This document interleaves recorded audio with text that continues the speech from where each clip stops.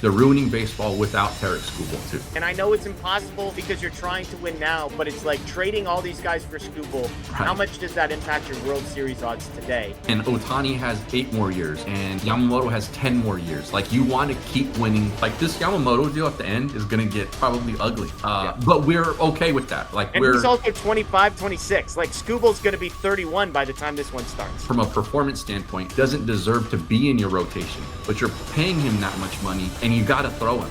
速報です。MLB 屈指の最強左腕、タリク・スクーバル選手のトレード話が再燃し、ドジャースも獲得レースに参戦したと話題沸騰中です。しかしドジャースにはすでにチームを世界一に導いた山本由伸選手がおり、高額な3億2500万ドルの大型契約も山諸のためなら簡単に払えると専門家も太鼓判を押しています。ドジャースは本当にスクーバル選手を獲得するのか、タイガースは本当にトレードに動くのか、まとめて一気にご覧ください。Potential lockout December 1st, 2026.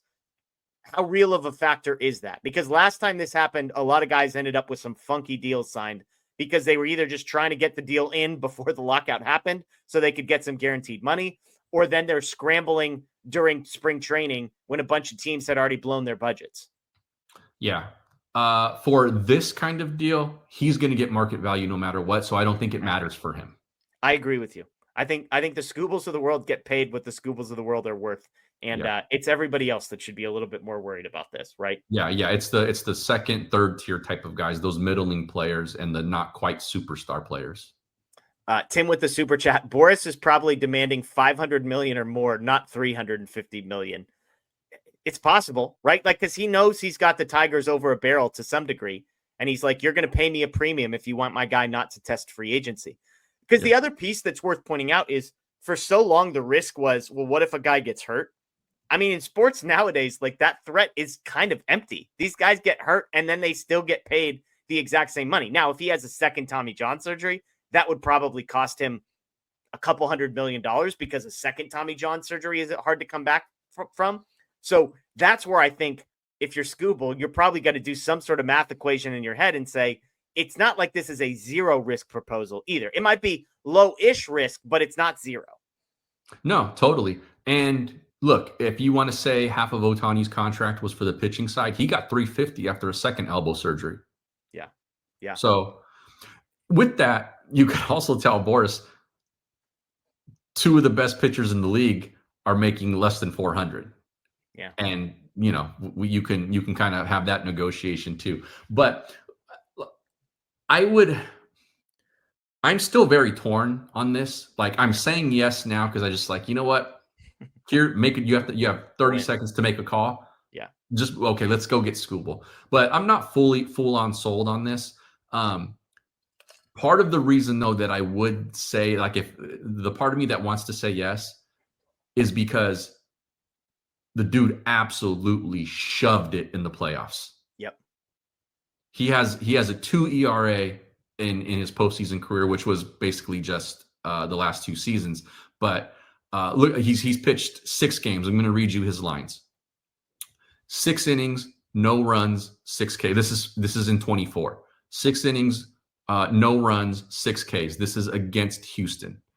Then against Cleveland, same year, 7 shutout, 8 Ks. 6 innings, 5 earned, was not a great outing, 6 Ks. That's his clunker. And then this season against Cleveland, 7 2/3, 1 run, 14 Ks. Crazy. Against Seattle.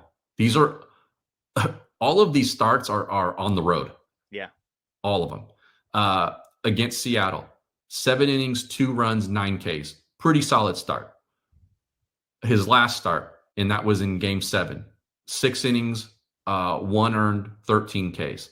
All of that gives you a 2.04 ERA in 6 postseason starts, where he's never come out elite.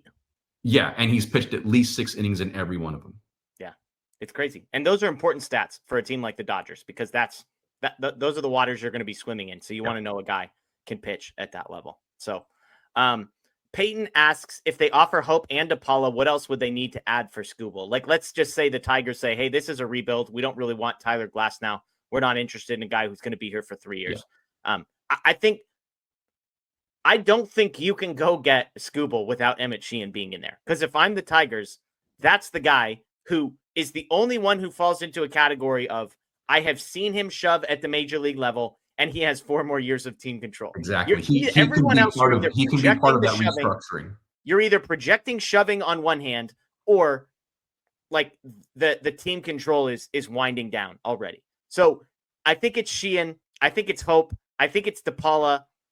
I think you just keep going. Like, I think it's Dalton Rushing in this trade also. Maybe it's Alex Freeland. I just think it's going to be like Sheehan, Hope, DePaula, Freeland, and Rushing. I think it's a package like that.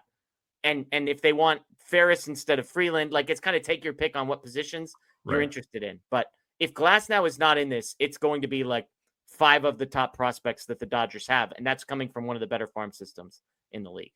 So, yep. Mike says, don't forget our best pitcher from 2024 is coming back fully healthy, Gavin Stone, who could easily take over after Glasnow Sheehan if traded. I love Gavin Stone. I am a big believer in what he has inside of him. The shoulder thing terrifies me. Shoulder injuries are, I'm not saying it's impossible to come back from. I'm just saying you mess up your whole shoulder. And again, we reported here. We were the ones who talked to him at spring training. I asked about what happened in the shoulder, and we kind of broke the news that it wasn't a simple shoulder surgery. I think his quote was, it was basically everything in there got replaced. That's terrifying. We haven't heard firm updates on how he's doing coming back from that. I am desperately hoping he's okay because he was freaking awesome. But I think with Gavin Stone, more so than River Ryan, who's coming back from Tommy John, which is pretty straightforward in 2025, I think Stone, the health piece is what worries me a little bit.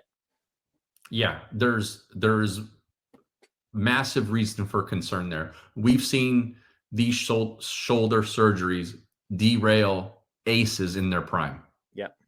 Because they're so difficult to come back from. If this was Tommy John, your confidence level is way higher that he returns to what he was and can continue to progress and develop. The shoulder stuff is like, you just kind of got to wait and see. Yeah, it's hilarious. I'm just on Twitter right now. Rays have discussed Ryan Pepio, Shane Baz in a Ketel Marte trade. So it's funny, we're talking about Glasnow, and Pepio, who was sent in exchange for Glasnow, might be headed to Arizona. J-Rod says, do whatever it takes. I want to ruin baseball.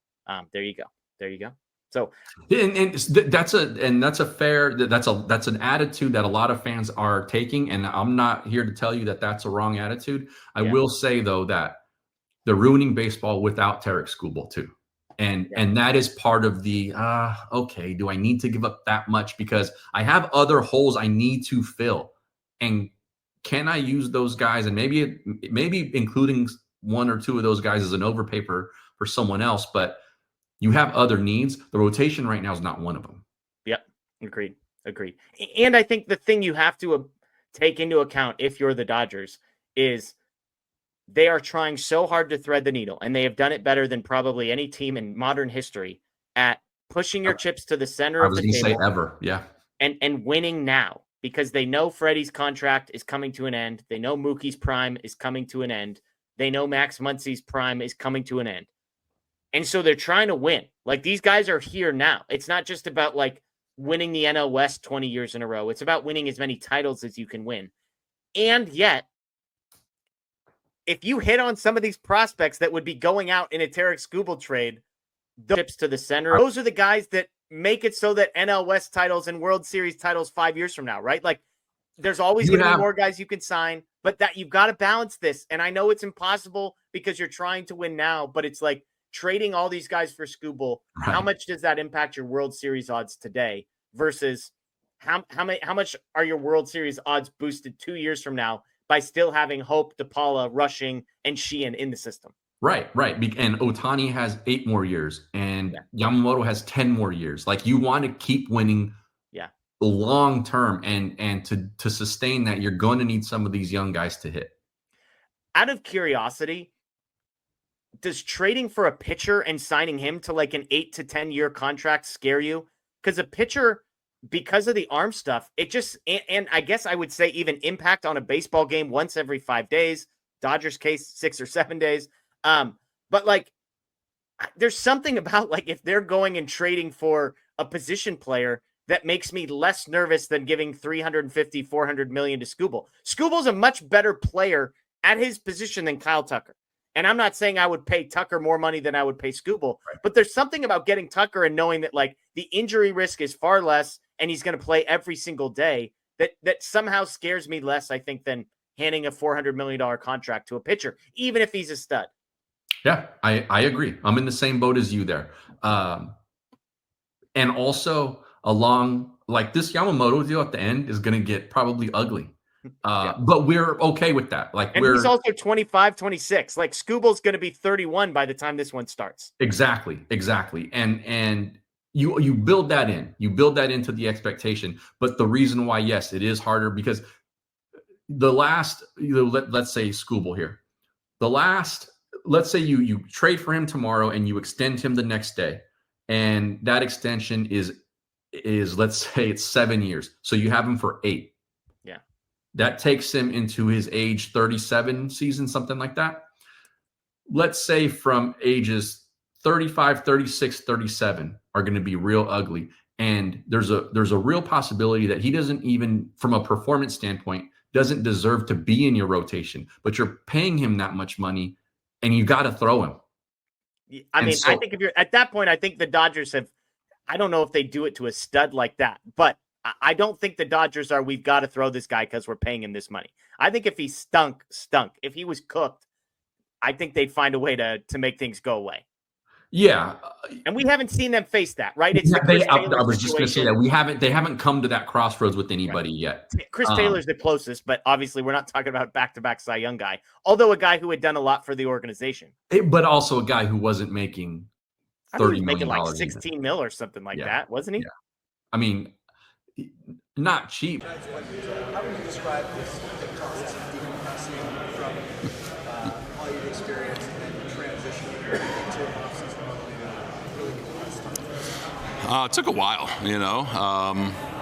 I think finally at the point where you can kind of peel back and reflect on the good and not just the wow, what just happened of Game 7. So it took a little bit of time. It took a little bit of avoiding watching highlights or anything like that for a while.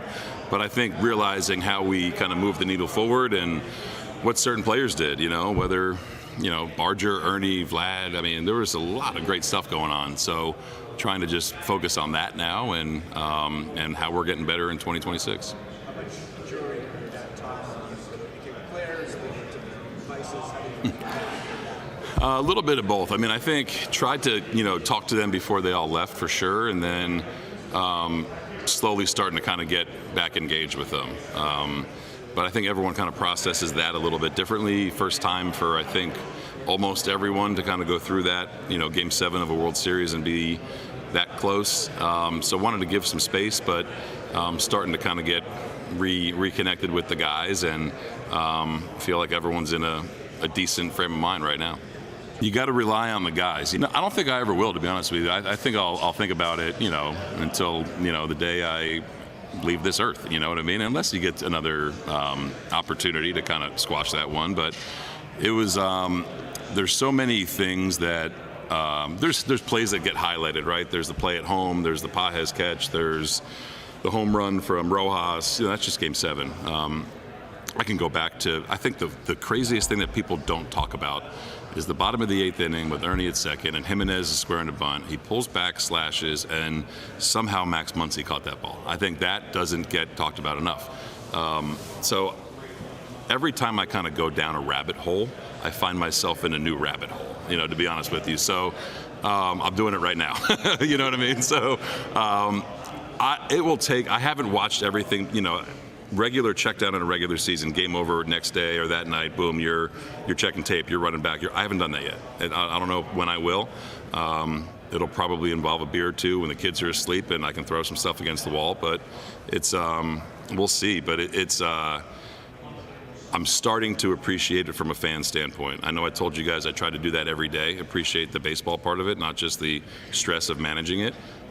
So looking back at some of those things, you just appreciate it from a game standpoint. No, I mean, Hoff took it especially hard, you know what I mean? After, he was open about it to me and to the guys. I told him, look at your postseason numbers, look at your first year with us numbers, which probably get inflated with some home runs that weren't home runs in every park. You know what I mean? Like Hoff was elite for me. And there wasn't another guy I wanted out there in that situation to get 4 outs to win the World Series. So it was funny. My thought process in the 8th when Max is catching that ball was, am I going to walk Shohei in the 9th? I figured the first 2, Kike and Rojas, were kind of outs. Nothing against them, you know what I mean? But just how Hoff was throwing. And then that quickly changed. You know, my thought process quickly changed after the 3-2 slider. But I don't think Hoff will have any problems moving on. I don't think Trey will have any problems moving on. I think the way that they're going to be welcomed back to the city and the country is going to be outstanding. And, you know, baseball happens. You know what I mean? I think Biebs threw 11 pitches in that inning. It was like boom, boom. And it was like, all right, homer, wow, quick out, you know. Hoff strikes out Will Smith and gets Ohtani out after the homers. They locked it back in. But I think they're going to be just fine going forward. They're going to be better for it.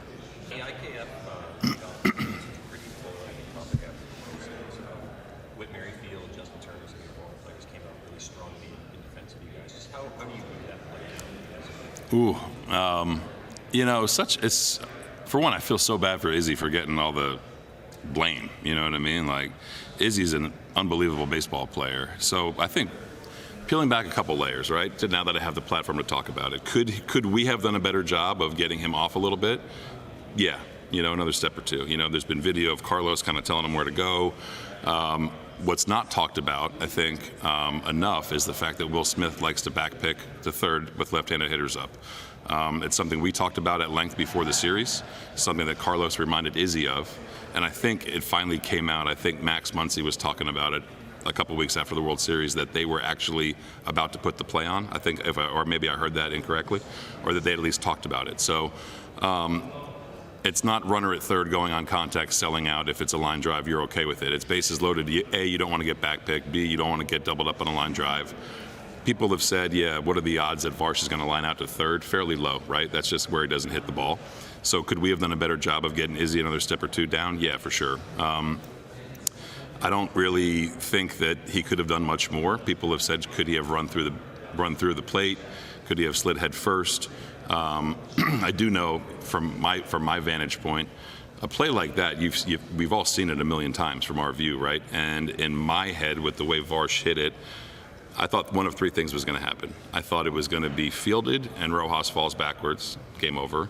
Fielded, falls, throws a worm burner to the mound, game over. Or field, throw wide of Will Smith, game over. So when none of those things happened, can't tell you what was going through my head or out of my mouth at that time. And then you challenge the play, okay, it stands, and within 10 seconds, those same exact thoughts are going through your head on the ball Ernie hit to left. So again, we're going to use it as a tool to get better. You know, that sounds corny to say, holy cow, it's a World Series, but like, yeah, we could have told him to get off a little bit more, you know, and that it stings, it hurts. I've seen that video 3,000 times, and in 1,500 of them, it looks like Will's off the plate, you know what I mean? And the other half, it looks like he's on. So that's how close it was. That's why details matter. What's it like for you when you have like the entire baseball world for like a week or 2 out there all time? What's it? Do you try to avoid all that and shut it out? Yeah, again, I try to. You know, when you're experiencing it in real time, you know, when we had the best view, you know what I mean? So again, I think when you go down that rabbit hole, then you go down the other one. You know, you go down a million more that happened just in Game 7, you know, let alone Game 6 or let alone Game 3, you know what I mean? There was so much that happened in that World Series, so many first pinch hit grand slam, back-to-back home runs, 18-inning game. I mean, like, lost in it is Lauer and Klein, like what they did in Game 3, you know, loss of Yamamoto, like who does that? You know, I hope he is still tired. You know what I mean? Like, I don't know how the hell you do that, but it's there were so many things that happened. I try not to just pin it down on one thing. I always found this interesting. So I got to see it with Ryan's kid, and you are who you are. You're great. You have all these accomplishments that you've made, but you walk in the clubhouse and you're just that. Yeah. And your kids have favorite players. And as on the outside, we're like, oh, your dad has to be your favorite player, right? Do you know who your dad is? And they're just like, yeah, whatever. I see this dude every day. Yeah. Shane Victorino was Darian's favorite player. started switch hitting, stopped switch hitting when Shane decided to stop, all that. And I'm like, bro, like, you chose Shane over your dad. Like, what are you doing? No, look, no slight to Shane. That's my little brother, but that's come on, bro. Who are your kids' favorite players? Okay. Yeah. So it seems to change every year. Like, I think it's more of the cover of MLB The Show is a big, that's a big influence. Big avenue. Obviously, probably 5-6 years ago, it was all Fernando Tatis Jr. Then obviously, 2022 All-Star Game, he got to meet Shohei for the first time. And so now Shohei's like, it's even our favorite player, you know, like it's everyone's favorite player is Shohei. But I would say who Brandon and Max talk about is Freddie Freeman, because they can't really.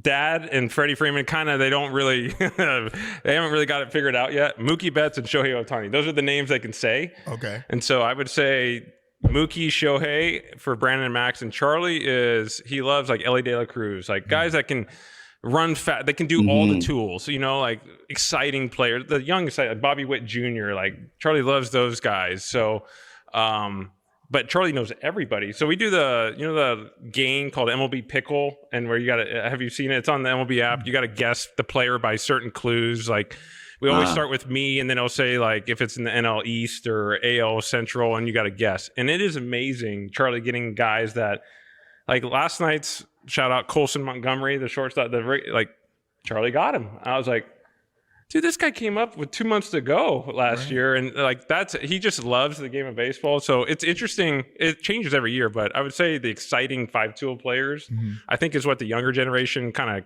grow toward. And seeing Ellie hit a ball 500 feet, throw it 100 miles an hour, stealing home, doing all kinds of crazy things. I think that's what, the younger generation kind of goes, not the 36-year-old old first baseman that lumbers around the bases.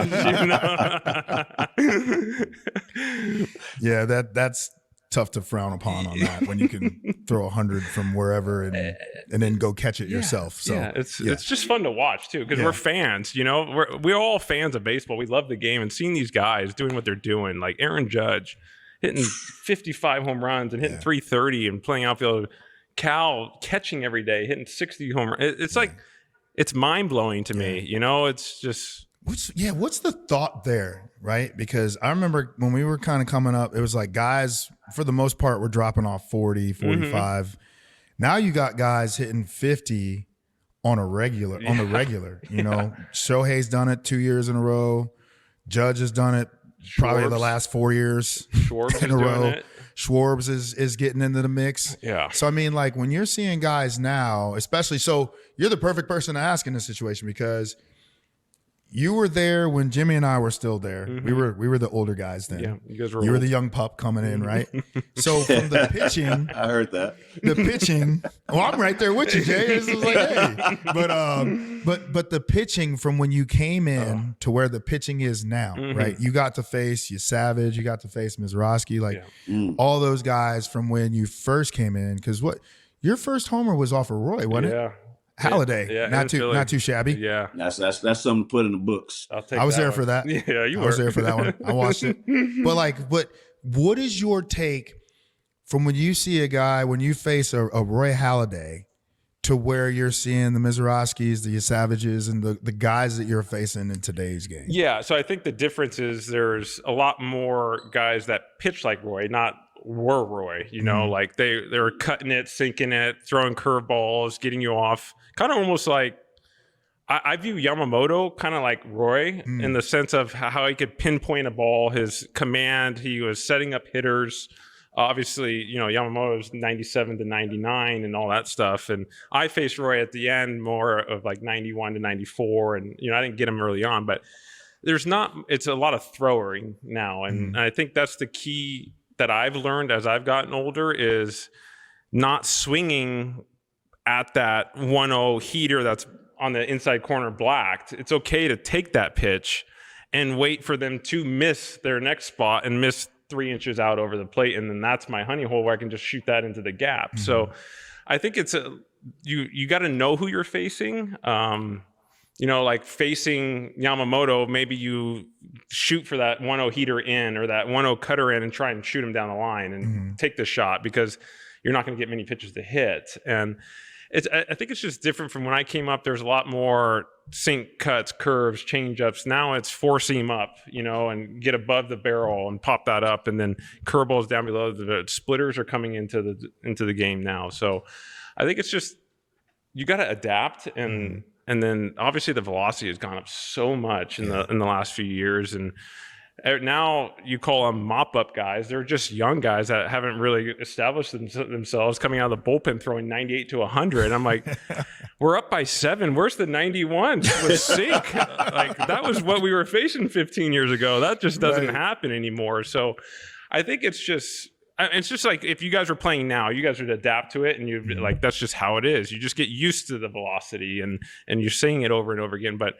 in the span of 16 years, I would say maybe you would count the one guy coming out of the bullpen throwing 95 to 98 when I came up in 2010, and now it's every guy. So the game has changed, and sometimes it's like we want the guys to throw as hard as they can. So now they're going full velocity for 2 years and they blow out, and then you kind of feel bad for it, because it's almost like next man, who's going to be the next guy to throw 100? And they're all throwing 100 now, and so much TrackMan's behind them, and like spin rate, and this is like, well, your slider's only spinning 2100. Let's see if we can spin it 24. So now you're throwing it even harder, and it's more torque on your elbow. So it's different from now than it was back in the day, because everyone was just trying to hit spots when we were first coming up, when I first came up, and now it's just, let's blow them away. And it's different. It really is. And as you get older, that fastball looks harder and harder and harder.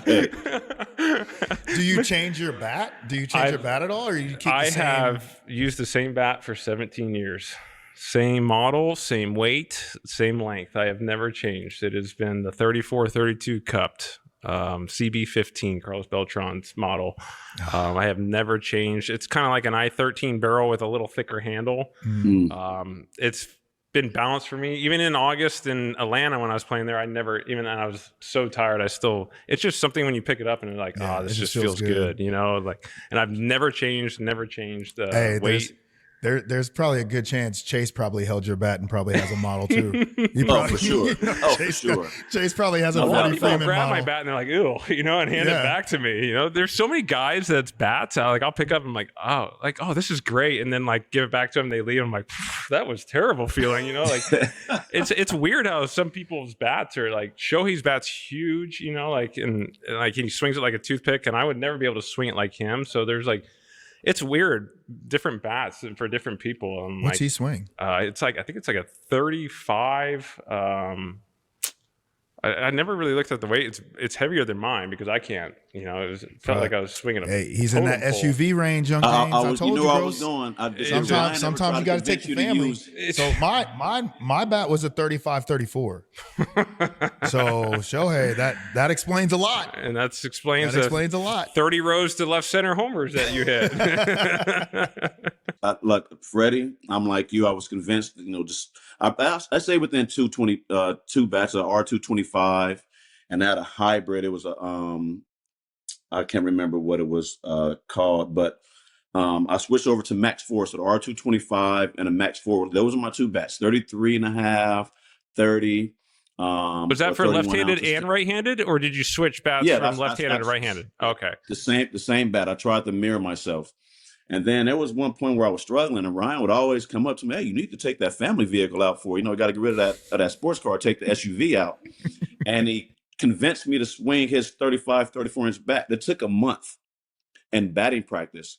The first 3 or 4 days I used it, I don't think I hit a ball out the cage. And everybody's looking at me crazy. And I'm like, well, I'm going to stick with it because I see what happened when a bat's in his hand. One day I was finally able to get, a feel for it. We're facing the Marlins. I think I was 2 for 3. I was feeling real good. Just one of the blowout games, just kind of put up some big runs.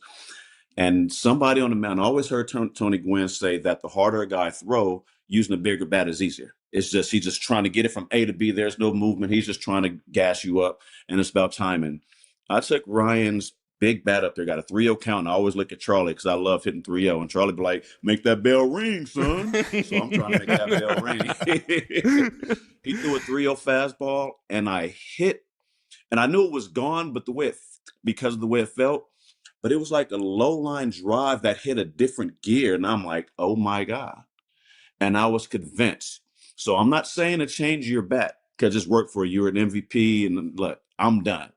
But I'm saying that if you ever got to a point where it's like, let me try something different in a blowout game, grab Shohei's bat and maybe you'll understand. If he lets me. Yeah. So if he lets Shohei, I need your bat, man. Just shatter the thing. One of his extras. Use one of his extras over there. There it is. He'll never know. He'll never know. Yeah, that's true. Right? Probably not. No, he probably wouldn't know. He'd probably never know. But no, man, that's an interesting point I think that you bring, because we talk about it a lot of the times with the pitching from yesteryear to today's game, and we've had Pedro Martinez on and talking about like how guys don't necessarily pitch, right? They throw. They're throwing. To where guys, when you first came in, guys are trying to really locate and hit spots and weren't afraid to throw in, not necessarily trying to hit guys, but weren't afraid to hit guys to try to establish themselves on both sides of the plate. Yeah. So I think that's a really cool take to be able to have your perspective from then to now. Yeah. ご視聴いただきありがとうございました。今回の動画はいかがでしたか？あなたのご意見やご感想をぜひコメント欄で教えてください。当チャンネル MLB 侍放送局はこれからも大谷翔平選手や山本由伸選手、日本人メジャーリーガーたちの最新情報やニュースを翻訳して皆さんにお届けしてまいります。活動の励みになりますので、チャンネル登録や高評価での応援をよろしくお願いいたします。それではまた次の動画でお会いしましょう。